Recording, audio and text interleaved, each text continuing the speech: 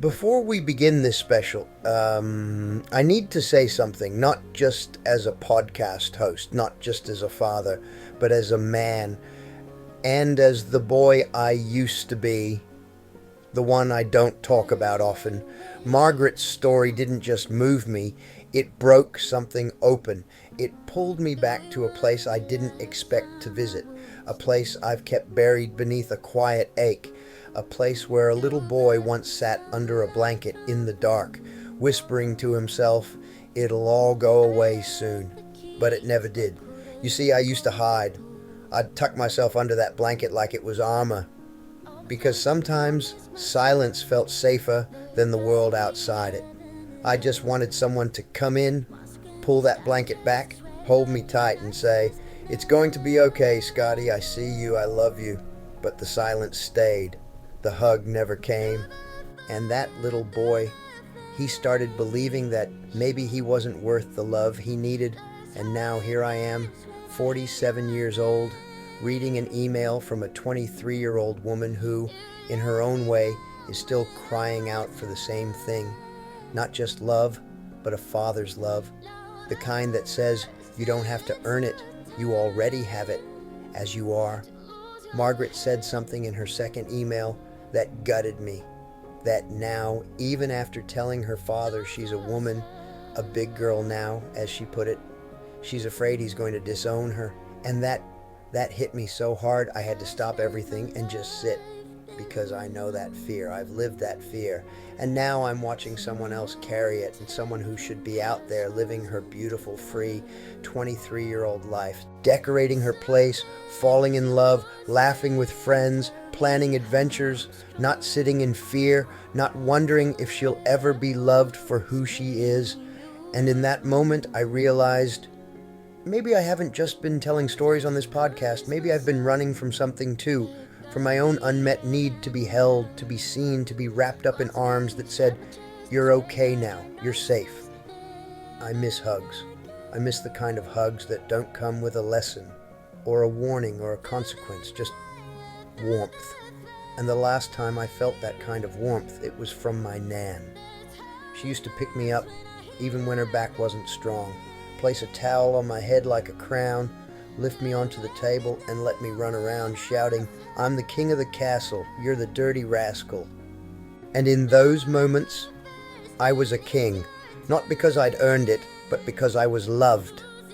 That's that Margaret should have had too, memories filled with laughter and softness, not fear, not self-doubt, not wondering if she's enough for her own father to love her.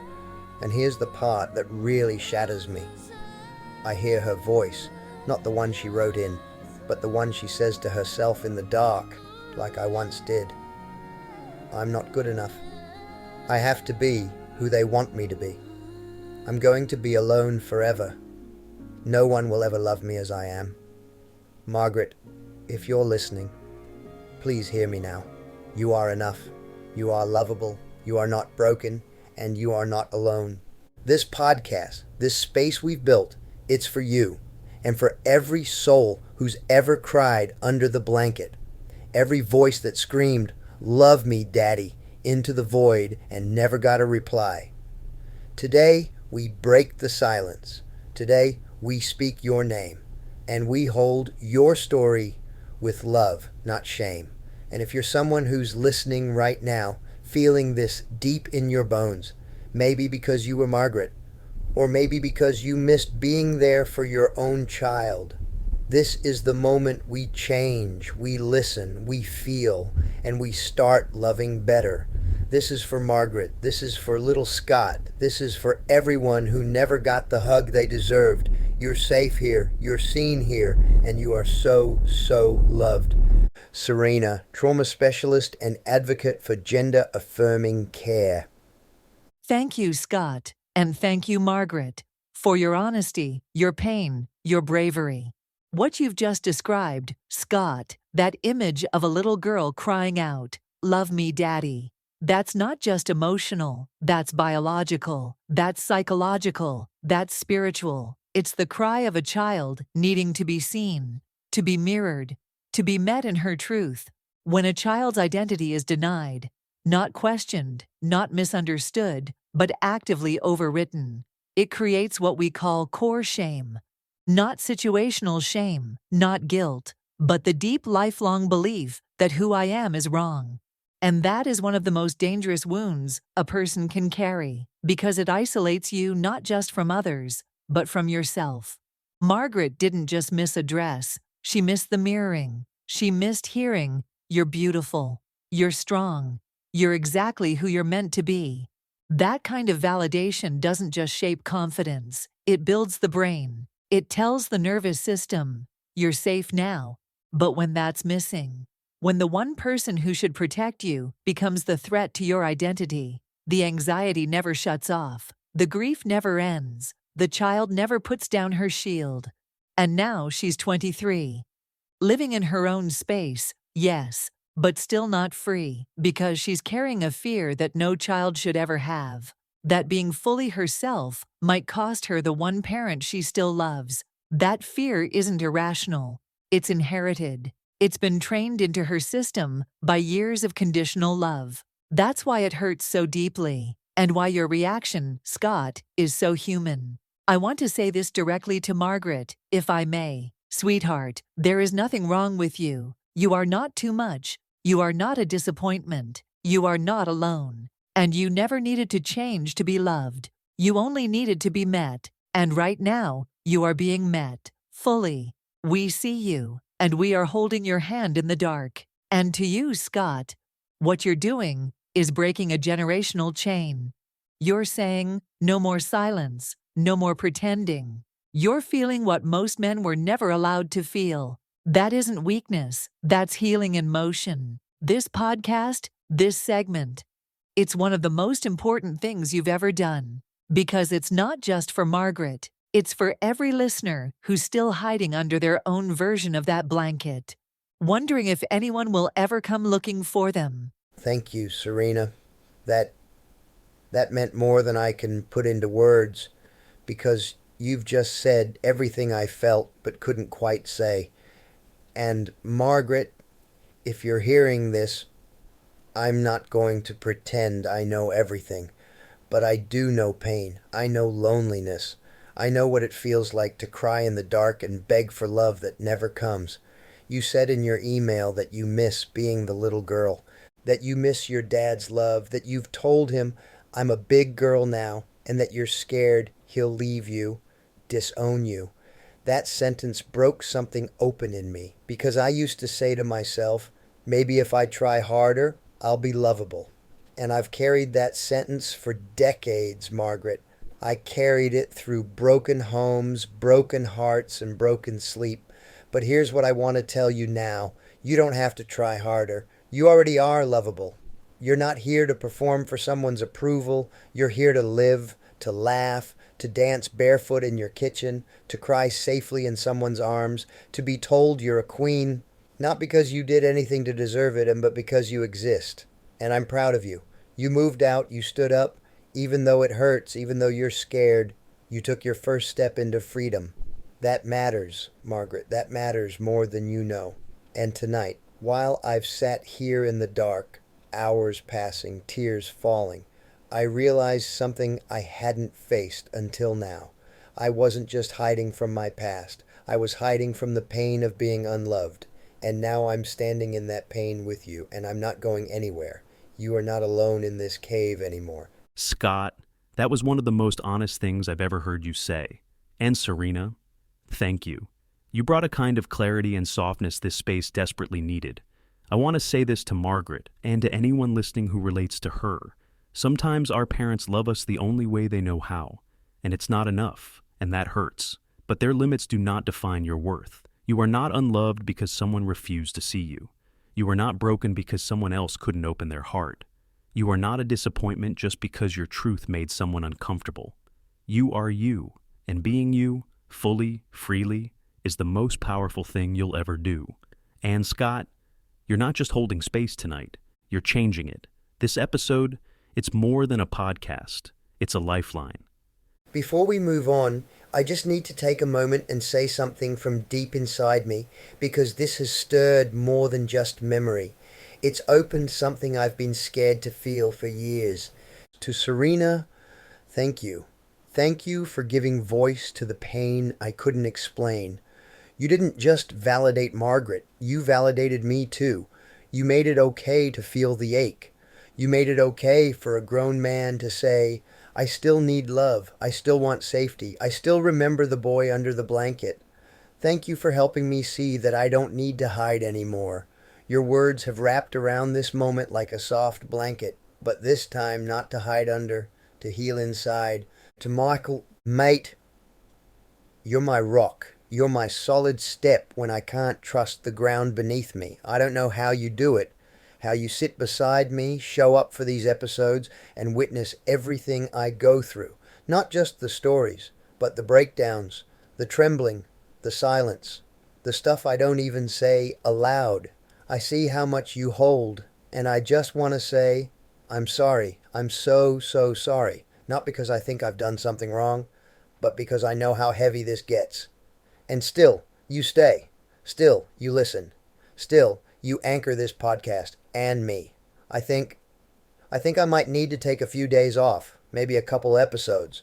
Not because I'm running, not because I'm giving up, but because I need to reset, to stop for a bit, to catch my breath. I need someone to take me home for a couple of days, to remind me I'm not just a voice on a mic. I'm still a human, still healing, still carrying. And I can't pour into others unless I refill myself first. I don't want to be the one who sends out pain disguised as strength. I want every listener to feel love, truth, warmth, not my burden. So to all of you listening, please hear this. I love you. I see you. And I'm sending every ounce of light I have left in me to you, to Margaret. Thank you. Thank you for your courage, for your honesty, for bringing light to a part of me that's been hidden for so, so long. You've shown me something I didn't want to feel, something I didn't even know I was still running from. And now, because of you, I can finally face it, not with shame, but with gratitude. You are the heartbeat of this special.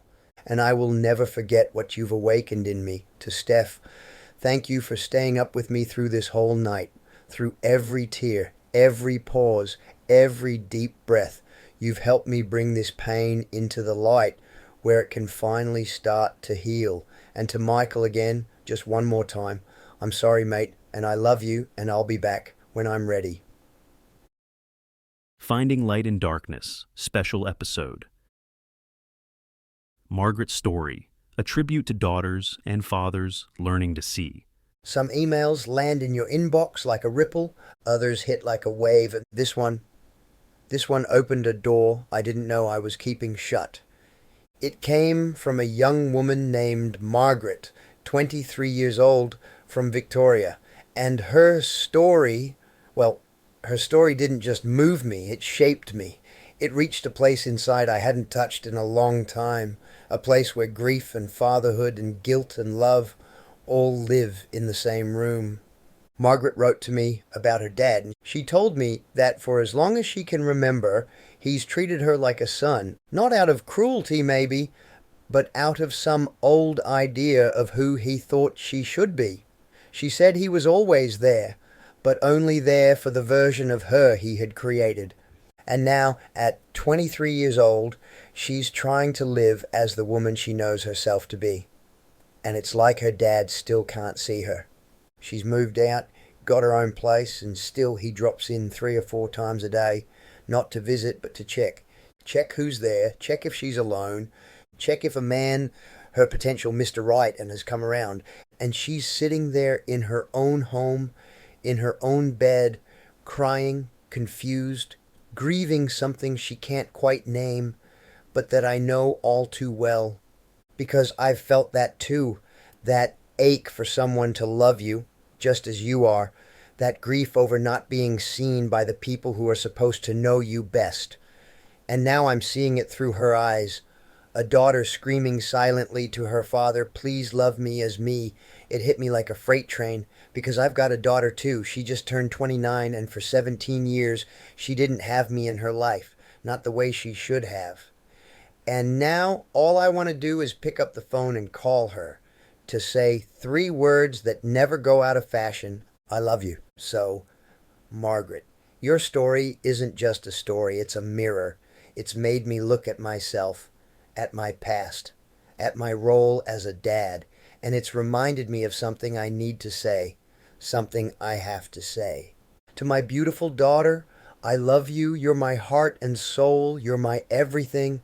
I'm so grateful to have you in my life. I'm so grateful for you being there.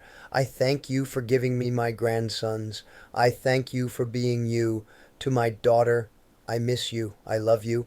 And I wish I could give you hugs, but I know in my mind that I am. Every time I close my eyes, I picture you, and I wrap my arms around you in my thoughts. I love you, my daughter. I love you so much. And to my grandsons, I love you too. I miss you boys so much, and I carry you with me every single day. Margaret, you've reminded me that no matter how far we've drifted, there's still time to row back. You've reminded me that being a dad doesn't stop at provision. It starts with recognition. So thank you. Thank you for trusting me with your truth. This episode is for you and for every daughter out there who just wants her father to see her and say, I love you exactly as you are. Scott, I've been sitting here listening to that, and mate, I don't think there's a father alive who couldn't learn something from what you just said. That feeling of being seen, it's something we all crave. And when it's missing, especially in childhood, it leaves a hole so deep you spend your whole life trying to fill it. Yeah, that's the word, Michael. Seen. Margaret doesn't want fancy words or big apologies. She just wants to be seen. And that's what breaks me, because I know what it's like to want that. Not even in a dramatic way, just that basic human need to be loved for who you really are. When I was younger, all I ever wanted was for someone to look at me and say, you're doing okay. I see you trying. I love you anyway. And here's Margaret, 23 years old, still waiting for her dad to say, you're my daughter. And it's not about rebellion. It's not about rejection. It's about connection. She's not trying to push him away. She's reaching out to him, even now, even through the grief. That's the part that guts me. Her hope hasn't died yet. She still wants him to come around. She still wants her dad in her life. But she wants the real her to be the one he loves. Exactly. And I thought a lot about that line she didn't even say, but I could feel it. Dad, why can't you just love me the way I am? It's haunted me, Michael, because my daughter, well, she might have been asking that same question too. Why weren't you there, Dad? Why didn't you fight harder to stay in my life? And maybe, just maybe, I'm starting to understand what I need to do with that pain. Not to wallow in it, but to shape something better out of it. Like I told Margaret, she has the power to shape her future, but so do I, so do all of us. That's what makes this podcast what it is. It's not just talking about pain, it's transforming it. And I've seen that in you, mate. Week by week, story by story. You're opening up more. You're stepping into things you probably would have run from years ago. Yeah, that's what this email did to me. It didn't just make me sad, but it awakened something, a protective side, a reflective side, and a part of me that wants to go back and tell every father out there, wake the hell up. You don't get to rewrite time, but you do get to write your next chapter. And if Margaret's listening, and I know she is, I want her to hear this loud and clear. You're already rewriting your own story. You've stepped out of the shadows. You've chosen your identity, your peace, your future. That's brave, that's strong, that's beautiful. You know what keeps playing over and over in my head, Michael? It's not just what Margaret's dad has done, it's what he's withheld. Because when you tell someone, I love you, but only if you act like this, or I'll support you, but only if you stay inside this version of who I want you to be. That's not love. That's control dressed up in concern. That's it right there. Conditional love is one of the deepest emotional wounds a person can carry, because it teaches you that love is something you earn by performing, not something you receive by being yourself. And for Margaret, that's what she's been handed since childhood. No dresses, no acknowledgement of her identity. Just this constant message. You can have everything you want, as long as you keep pretending to be someone you're not. And let me tell you, pretending, it kills you slowly. I did it for years. Pretended I wasn't broken. Pretended I didn't miss my daughter. Pretended I didn't care. But deep down, I was just a bloke trying to survive, grieving the silence, grieving the years I lost with my daughter, and wishing someone would just tell me I could stop pretending. And now here's Margaret sitting in her new place, surrounded by silence, but not the peaceful kind. It's that thick, anxious silence, the kind where you're constantly waiting for the next knock on the door, the next visit, the next look of disappointment, the next moment where your father's eyes say, "I don't see you." That constant anxiety is exhausting, and people don't realize. It's not the big explosions that wear you down. It's the drip, drip, drip of being undermined every day, of second-guessing your feelings, of never being allowed to fully exhale. That's what got me thinking too.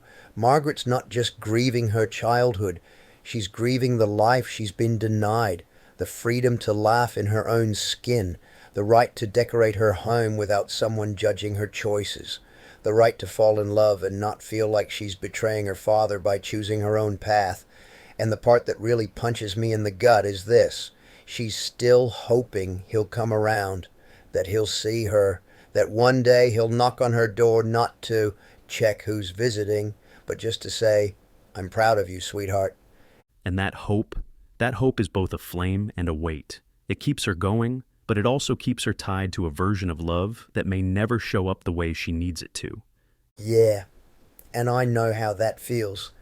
Because I used to hope someone would come back and say sorry, or show up and say, "Hey, I finally understand." But here's the truth, Margaret, and to anyone else listening. Sometimes the apology never comes. Sometimes the recognition never happens. But you can still set yourself free without it. And if it does come, well, that's just icing on the cake you already baked with your own strength. You know, Scott, one thing Margaret said that stuck with me was about her new place, her first apartment. And on paper, that should be a time of celebration, you know? New beginnings, independence, decorating how you want, blasting music at 2 a.m. if you feel like it. But for her, that space doesn't feel free. It feels like an extension of surveillance. Yeah. That got me too. 3 or 4 visits a day? That's not checking in, that's checking control. She's being watched. Not because she's unsafe, but because someone can't let go of a version of her that never existed. And you know what that does, Michael. It steals the joy out of the one thing she's tried to build for herself, her sanctuary. That little apartment should be her peace, her start, her sacred ground. But instead, it's become a place where the knock at the door brings anxiety, not relief. That's the thing. When your home doesn't feel safe, when it doesn't feel like yours, you never relax. Your nervous system stays on alert. You rehearse what you'll say. You check who's pulling into the driveway. You even second guess whether to make a cup of tea or cry in peace, because someone might show up again. And it's not just about the drop-ins. It's about the message those visits send. I don't trust you. I still need to manage you. I don't believe you can live your own life. That right there, that message, it breaks people. And for Margaret, that's the kind of pressure that slowly crushes your self-worth. I remember when I got my first place, and yeah, I had no idea what I was doing, but it was mine. And no one told me how to decorate it, how to live in it, or who I could invite into it. And even if I made mistakes, and they were my mistakes, they helped me grow. Exactly. And Margaret deserves that same right, to fall, to rise, to learn, without having to explain her every move, without fearing that love will be withdrawn if she brings a partner home. Yeah, that bit about her wondering if any man will ever be good enough for her dad, that crushed me. Because love shouldn't come with qualifications, and your partner isn't supposed to pass a test written by someone who doesn't even accept who you are. Margaret, if you're hearing this, I want to say something from the deepest part of my heart. You don't owe your dad proof of anything. You don't need to convince him you're worthy. You already are. Your apartment, it's yours. Your future relationships, yours. And your womanhood, that belongs to you and no one else. Let your home be your freedom, not your prison. Let it be the place you finally breathe. not brace. You know, mate, I haven't been able to stop thinking about that part where Margaret said she was lying in bed in the dark, just crying. And not the loud kind of crying, the quiet kind. The kind where the tears roll but you don't make a sound. Where the ache isn't just sadness, it's grief, it's loneliness. It's that feeling that no one in the world really sees what's going on inside your heart. And I've been there too many nights to count, sitting in a dark room, no TV, no music, nothing, just me and my thoughts. And mate, sometimes the thoughts scream louder than any radio ever could. It's in that silence where the hardest truths come out, isn't it? You start remembering things you haven't thought of in years. You replay old conversations. Imagine the ones you wish you'd had. You stare at the ceiling and wonder if there's ever going to be a moment where you finally feel at peace. That's what happened to me last night. I read Margaret's email at 9:46 p.m., and I didn't move from my chair for almost 6 hours. Didn't eat, didn't drink, didn't speak, just sat. Not because I was broken, but because something inside me cracked open. Like, this email didn't just make me feel sorry for Margaret. It made me see myself, my daughter, my own silence. And suddenly I wasn't reading her words. I was living them. That's the power of connection, mate. It doesn't always come from shared experiences. Sometimes it comes from shared emotion. You and Margaret have lived different lives, but that ache for love, that ache for acceptance, that's universal. That's human. Yeah. And here's the bit that knocked me sideways. She's younger than my daughter, and yet I see her like a daughter in this moment. Not because I'm trying to replace anything, but because I feel that fatherly urge to protect her, to say, "You're okay, sweetheart. You're safe, you're loved, and I see you." And it's made me realize something. I've said a lot in this podcast to other people, words of advice, encouragement, strength. But last night, I heard my own words echoing back at me. Only you can shape what happens in the future. That's what I told Margaret. But maybe I needed to hear that too. You're not just shaping her hope, Scott. You're shaping your own. And that's what this podcast has been doing for you from day one. It's not just healing others, it's healing you. And I think, in a way, Margaret's email reminded you just how much your heart still has left to give, and how much it still needs to receive. Yeah, and if I could pick up the phone right now and call my daughter, I would. I'd tell her I love her, that I'm proud of her, that I miss her and my grandsons more than I'll ever be able to say. And I'd thank her. Not just for being my daughter, but for still loving me, even after all the years I was missing. There's a phrase that's always stuck with me, Scott. The child who is not embraced by the village will burn it down to feel its warmth. And I think about that a lot when I hear stories like Margaret's, because when your identity is ignored, questioned, or overwritten from a young age, it leaves a wound, not just a bruise, a deep, invisible scar that follows you into every corner of adulthood. Yeah.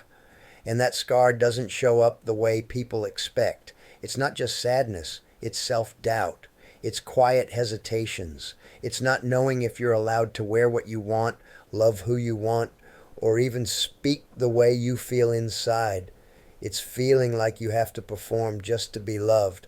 And for Margaret, that started when she was just a little girl who never got the dress, never got the princess birthday card, never got to be called my little girl. Instead, she was raised in a world that said, "You're my boy." But inside, she wasn't. She knew. She always knew. And that's the part that hits hardest. Because we're not talking about someone who was confused about who they were. We're talking about someone who had to hide who they were. Just to survive. Just to keep the peace. Just to keep her dad's love. Mate, that kind of silence is soul-crushing. And as a father now, as a man who's been through the fires of guilt and grief, I look back at my own daughter and think, God, what if I had done that to her? What if I had told my daughter, no, you're not that, you're this? What if I had made her feel ashamed for being herself? I don't think I could have lived with myself, and that's what makes Margaret's story so hard to sit with, because I feel her screaming, not just now as an adult, but as a kid, a little girl crying quietly, wondering why her dad can't see her, wondering what she did wrong. And the answer, nothing. She did nothing wrong. Exactly. And those early wounds, they become the lens you see the world through. So every relationship, every job, every choice, it all gets filtered through that question. Am I enough as I am?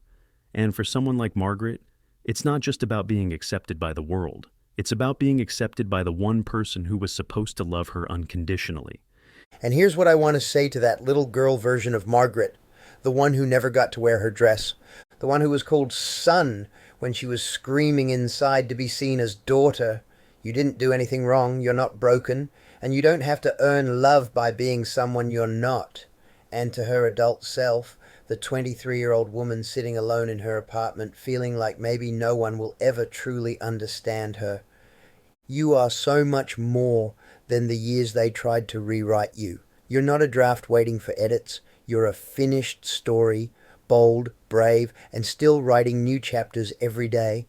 You know, Michael, there's this vision I keep coming back to. It's simple, but it's powerful.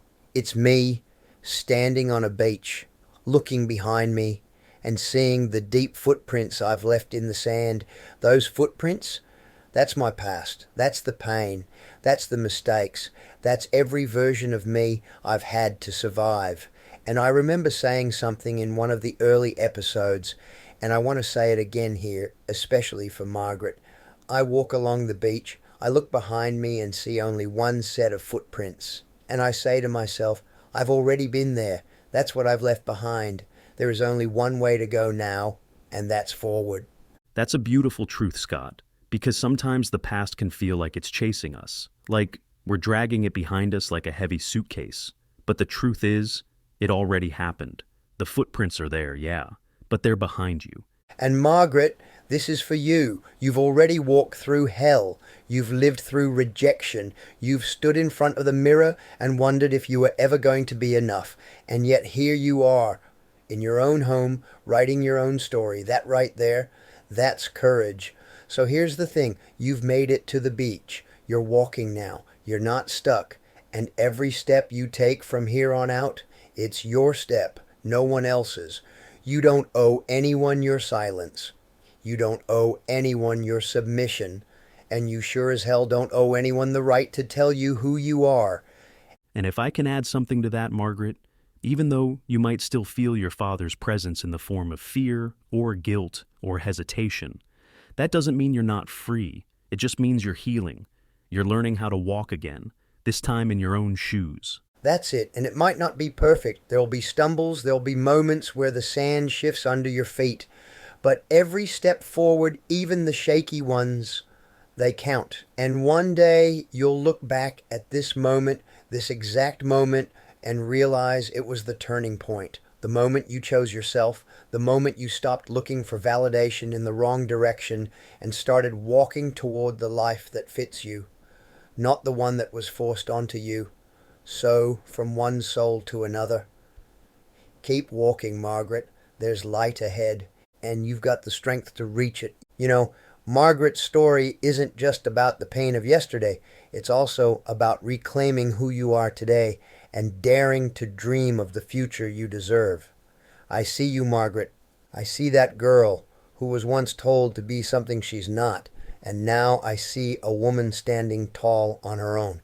I've been thinking a lot about identity, about what it really means to be seen, really be yourself. It's not just what the world tells you or even what your old wounds scream at you. It's what you decide for yourself. In the moments we've shared in this podcast, I've discovered that identity is something you build step by step, word by word, sometimes tear by tear. For too long, society and sometimes our own families force us into molds that feel as if they don't fit. But the truth, Margaret, is that you have the right to shape your identity on your own terms. That means being unapologetically you, regardless of what anyone else expects or demands.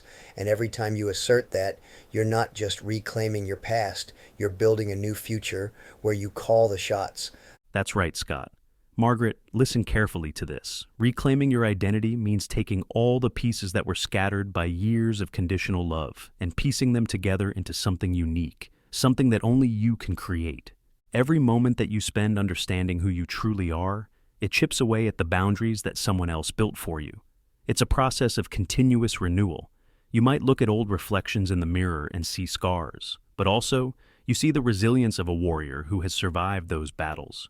You're learning that your identity is not defined by the expectations of your past, but by the courageous choices you make today. And it's not a process that happens overnight. It's like sculpting a masterpiece with each new day, each new decision. The journey isn't always easy, but every step in reclaiming who you are is a victory that lights the path ahead. I remember thinking when I was younger, when my own identity was being questioned, that I needed someone to tell me I was enough, that my voice mattered. And maybe I was waiting for that validation from the wrong places. But what I've learned, what I want to share with you, Margaret, is that nothing can come from outside you that isn't already inside. The freedom to decide who you are, to break away from the definitions others have imposed on you, it's an act of rebellion, and it's a deeply personal one. It takes guts to say, I'm done letting others define me, and then to walk forward with that conviction. So today, I say to you, step into this new chapter where the only permission you need is your own. Let every step you take toward owning your identity be a defiant act of self-love. Only you have the power to shape the person you want to be, and that starts with listening to your heart over the echoes of others' expectations. And here's a thought, Margaret. Every time you look in the mirror, remind yourself that you are the author of your own story. All those years of being told that you should be someone else, consider them as pages that you are allowed to rewrite. You're not just a product of your past. You're a vibrant creation in progress. Every decision to embrace who you are, a quiet smile in the face of doubt, a bold declaration of self-worth, is a step toward a life that's truly yours. Reclaiming your identity means celebrating your strengths, acknowledging your vulnerabilities, and understanding that both are parts of the same whole. It's about saying, this is me, and I'm proud of it. And in that pride, there's the power to shape every moment, every future, in your own image. Margaret, as we speak to you today, let these words be a reminder. Your future isn't dictated by the past. It's crafted by the choices you make now, by how boldly you decide to live for yourself. The courage to reclaim who you are will echo into every part of your life, from your relationships to your everyday moments of solitude. And every time you stand firm in your truth, you're giving yourself the chance to flourish in a way that no one can take away. Remember, you are the master of your destiny. Own every part of it. No apologies, no compromises, and let that truth shine brighter than any shadow of doubt that ever tried to dim your light. You know, Michael, there's a part of healing no one really talks about, the part that comes after the pain is spoken, after the tears, after the truth is told. What comes next? It's not always a clean slate. It's not some magical transformation where everything's fixed overnight. What comes next is slow. It's quiet. It's learning to sit with yourself, not just in sadness, but in possibility. And for Margaret, that's where she is right now. She's already done one of the hardest things anyone can do. She told the truth, not just to us, but to herself. And now comes the rebuilding. And it's not about building a fortress to keep people out. It's about creating a space where you belong. No mask, no performance, just you. Healing isn't linear. It's not a straight road where you tick boxes and suddenly feel whole. Some days you feel strong, unshakable even, and then a smell, a song, a memory pulls you back under. That doesn't mean you're broken again. It means you're still becoming. You're growing around the wound, not pretending it never existed. That's the key right there. You grow around it. You carry it. It becomes a part of your story, but it doesn't own you anymore. Margaret's healing isn't just about standing up to her father. It's about standing for herself, for the little girl who never got the dress, for the teenager who watched her reflection and wondered if anyone would ever see her for who she really was, and for the woman who's now standing on the edge of a brand new chapter. And here's what I want every listener to hear. Healing doesn't need to be perfect. It just needs to be honest. You can cry at 2 a.m. and still be healing. You can doubt yourself and still be growing. You can feel scared and still take the next step. It's not about waiting until you're ready. It's about moving anyway, even if your hands are shaking. Margaret, what comes next is yours to shape. You've already broken the silence. You've already stepped into your truth. Now you get to decide what kind of life you want to live, who you allow in, who you protect your peace from, and how loudly you live your truth from this moment forward. And here's something I know for sure.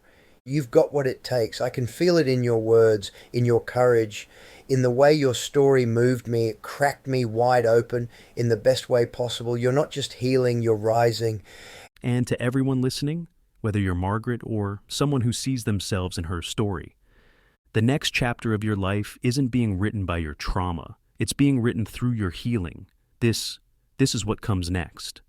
But strength, it's not about not crying. It's about what you do after the tears fall. It's about standing up even when your legs are trembling.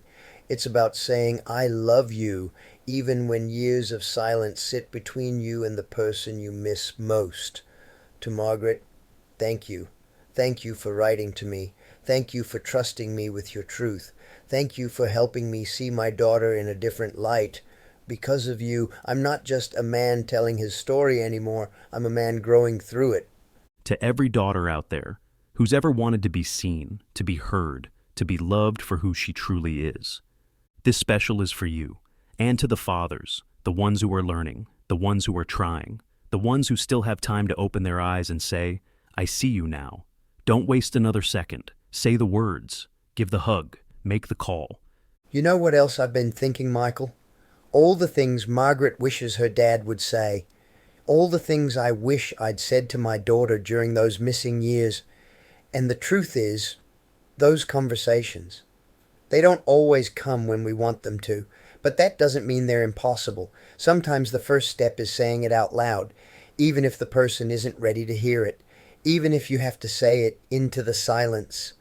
Let's do it right now, Scott. Say the words. Say them for Margaret. Say them for your daughter. Say them for anyone who never got to hear them from the person they needed most. All right, here goes. I'm sorry, I didn't see you the way you needed to be seen, but I do now. You were never the problem. You were never too much, never not enough.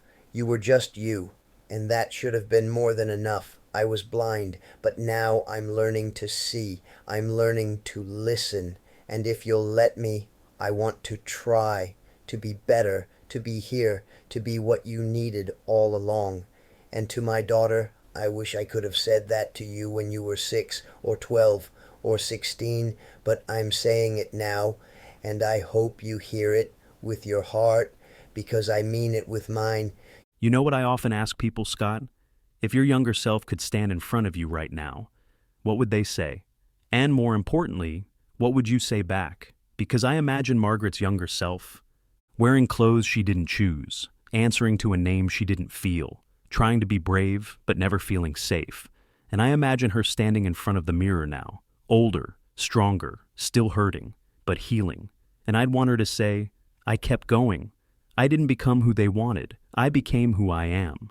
That's what I want for her too, for everyone, to look in the mirror and finally say, I am enough, as I am, with my scars, with my doubts, with my dreams. I am enough. I spent too many years avoiding my own reflection. Couldn't look myself in the eye because all I saw was a man who'd missed too many birthdays, too many milestones, too many hugs. But now I look, and I see someone trying. I see a father who's learning. I see a man who's finally letting the light in. Let's end this special where it started, with a promise. Margaret, you are not alone. There are people listening to this right now, sitting in their own silence, their own pain, who suddenly feel a little less invisible because of you, because of your courage, because you let yourself be heard. And to every listener, Whether you're a daughter, a father, or someone who's still trying to make sense of who they are, let this be the moment you feel less alone. Let this be the moment you realize you're allowed to take up space. You're allowed to speak. You're allowed to heal. We may not be doctors, we're not therapists, we're just two blokes with microphones and messy pasts, but what we are is real. And if we've done anything in this special, we hope it's helped you feel seen. Margaret, thank you. You've changed this podcast. You've changed me. And to my daughter, I love you more than words, and I'll keep showing up for you, for me, and for every story that still needs to be told. We've come a long way in this special, Michael, and not just in the words we've spoken, but in the spaces in between. The pauses, the emotion, the silence where something real sits, because this wasn't just an episode, it was a moment. A moment where a 23-year-old woman from Victoria helped a 47-year-old bloke from Bathurst remember why he started this podcast in the first place. It's not about being perfect. It's about being honest. It's about reaching through the darkness and saying, I see you. I feel you. You matter. That's the promise right there. That no matter how messy it gets, how lost you feel, how loud the world is when it's telling you to be someone else, there is always a voice out there saying, come home to yourself. And Margaret, you've helped so many people find that voice today. Your story was the match that lit this fire. And now that it's burning, it's going to keep others warm too. I think about my daughter, about all the years I missed, and I think if she ever listens to this, really listens, I hope she knows this is my heart speaking. Not just for Margaret, but for her, for all daughters, for all sons, for every child who just wanted to be seen, and every parent who's still learning how to see. So to everyone out there listening, you are not alone. Your story matters. And this podcast will always be a place where you are welcome just as you are. And before we go, we want to remind you. So here we are, Michael. The end of this special, but not the end of the journey. Not for Margaret, not for me, not for anyone listening who's still holding on to pain they don't know how to name. And if I'm being honest, this episode, it's changed me. Margaret's email cracked something open inside me that I didn't even know was still locked. It made me realize that this podcast isn't just about giving others a voice. It's helping me find mine, the real one, the soft one, the one I spent years burying under guilt, grief, and trying to be strong. But strength? It's not about not crying. It's about what you do after the tears fall. It's about standing up even when your legs are trembling. It's about saying, I love you, even when years of silence sit between you and the person you miss most. To Margaret, thank you. Thank you for writing to me. Thank you for trusting me with your truth. Thank you for helping me see my daughter in a different light. Because of you, I'm not just a man telling his story anymore. I'm a man growing through it. To every daughter out there who's ever wanted to be seen, to be heard, to be loved for who she truly is, this special is for you. And to the fathers, the ones who are learning, the ones who are trying, the ones who still have time to open their eyes and say, I see you now. Don't waste another second. Say the words, give the hug, make the call. I think about my daughter, about all the years I missed, and I think if she ever listens to this, really listens, I hope she knows this is my heart speaking, not just for Margaret, but for her, for all daughters, for all sons, for every child who just wanted to be seen, and every parent who's still learning how to see. So to everyone out there listening, you are not alone. Your story matters. And this podcast will always be a place where you are welcome, just as you are. Before we wrap this special, I just want to say thank you again to every single one of you who's listened, felt, cried, and maybe even healed a little alongside us. This episode has taken a lot out of me. It's opened wounds I didn't know were still bleeding, and it's reminded me that even when we're strong, we still need time to breathe. So I'll be stepping back for episode 13, not because I'm giving up, but because I'm choosing to honor myself, the same way I ask you all to honor yourselves. Michael will be hosting that episode alongside an expert in mental health who will be stepping in to help carry the message forward. I trust them completely, and I know they'll hold the space with love, honesty, and care. I'll be listening right alongside you, and when I'm ready, I'll be back in with a full heart and even more to share. Until then, be kind to yourself. Speak gently to your heart, and never forget, you are not alone. You are not broken. You are deeply, deeply loved. Scott, mate, thank you. Thank you for showing up in a way most people never get the chance or the courage to do. This episode wasn't just storytelling. It was truth-telling. And you told it with every fiber of your being. I know how much this took out of you, and I also know this break isn't weakness. It's wisdom. It's the strength to pause when your soul asks you to. And I respect the hell out of that. The expert and I will carry episode 13 with the same heart and integrity you've built this whole series on. We'll hold it steady, and we'll keep that light burning until you're ready to return. Take your time, Scott. Reset, rest, refill. We've got your back. And we love you, brother. And before we go, we want to remind you, if you're struggling, if you're feeling unseen, unheard, or unsure, there are places you can turn. Lifeline 131114. Suicide call. Back service 1300659467. Beyond Blue 1300224636. Men's Line Australia 1300789978. 13 YARN First Nations Support 139276. And online support like This Way Up, led by Clinical Director Dr. Mike Millard and a team of professionals. Their mental health programs can be accessed without referral, and they're helping people just like us take the first steps forward. And if you need to talk to someone who gets it, someone who's been through the dark and is still learning how to live in the light, you can email me personally at chatwithscottfindthelight@gmail.com.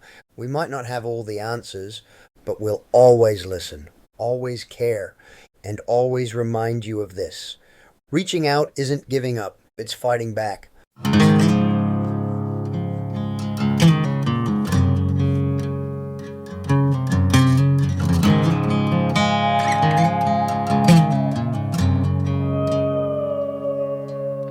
Soul searching, fall apart, tunnel vision, hiding in the dark. Well, I ain't gonna holler before I really bleed. Salvation or quick fix remedy. You said I never could change. I thought I never could change. They said I never could change. Damn right, never would. Leave the light on.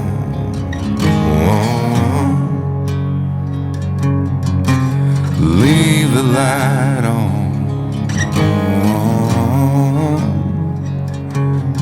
Just leave the light on.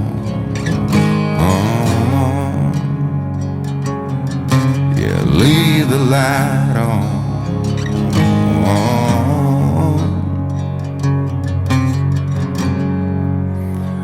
If I'll ever change,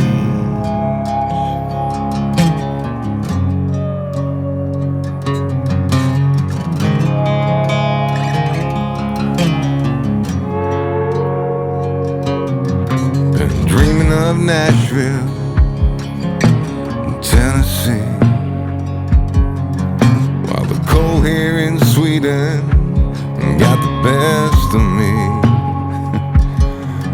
Well, haven't I got better things to think about than that? Like deadlines, rent's due, bills pile up, family day in, day out, the clock's mocking me. Getting old, oh God, the kids deserve so much more than this. Gotta get rich. You said I never could, ever could change. I thought I never could, ever could change. They said I never could, ever could change. Damn right, never would. Leave the light on.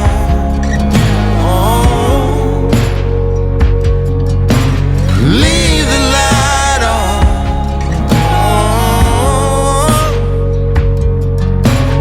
Leave the light on.